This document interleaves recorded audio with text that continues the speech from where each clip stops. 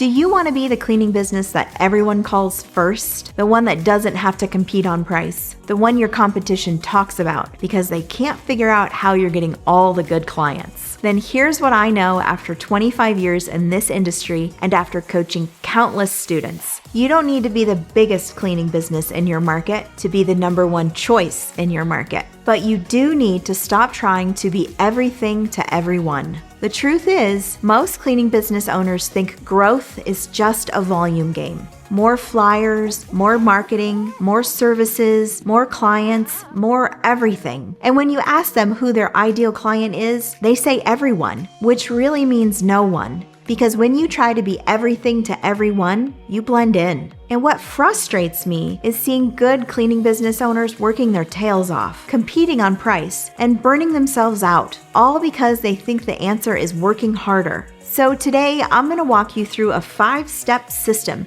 to dominate your market. And if after watching, you want to learn how to get even more of my personal help, then I'll tell you how to book a free call to learn more about my coaching program. Then, like Kelly here, you'll have all the clarity and confidence you need to crush your goals. But for now, let's dive in.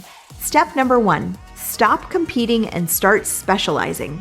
Most cleaning business owners think picking a niche means choosing between residential or commercial. And while I do think that is fine at first, for long-term success, you need to get more specific. And here's what I mean. Do you want to be the luxury residential specialist who handles million-dollar homes? Do you want to be the go-to cleaner for busy executives who value their time more than anything? Do you want to specialize in medical offices? And do you know why this is so important for your growth? For 2 reasons. Number 1, referrals. Luxury homeowners know other luxury homeowners. Busy executives know other busy executives. And medical professionals know other medical professionals. You get the idea. And number 2, when you own a specific niche, you stop competing with everyone else. You stop being just another option, and instead you become the option. A niche cleaning business says, we're the best at this specific thing, and the clients who need that specific thing will pay a lot for that expertise. Step number 2, build your brand around your specialty. And I'm not talking about just slapping together a logo and calling it a day. Your brand is how people experience your business. It's your colors, your marketing, your messaging, the way you answer the phone. All of it should feel like one consistent identity. Let's say you're specializing in professional offices, like law offices and insurance agencies. Then your marketing should look professional and distinguished, not loud and flashy. Your marketing language should emphasize professionalism and confidentiality, and those that work for you would have to match that brand as well. Because if you say you're one thing, but your branding says otherwise, then customers will only be confused. The good news for us is that most cleaning businesses have terrible branding, which makes it even easier to stand out.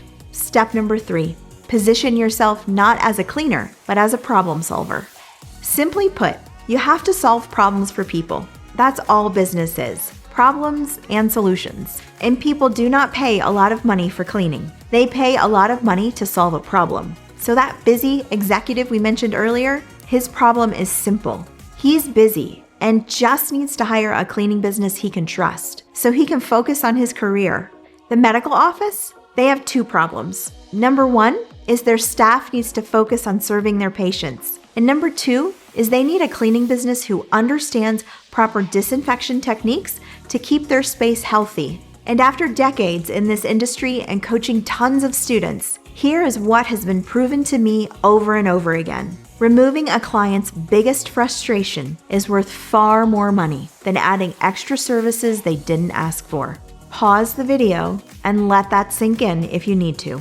So when you can position yourself as the cleaning business that removes a specific problem from your client's life, you win. And then you can charge more because you're solving specific problems for specific people. That's just how business works.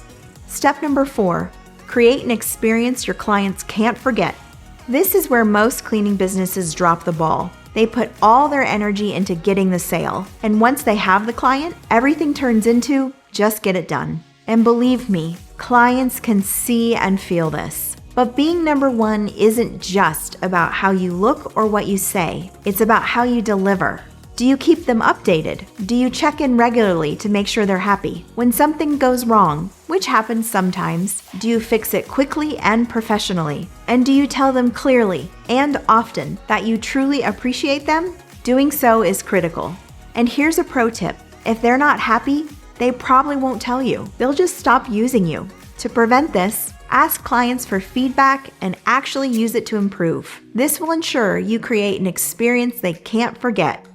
And step number 5, perfect before you expand.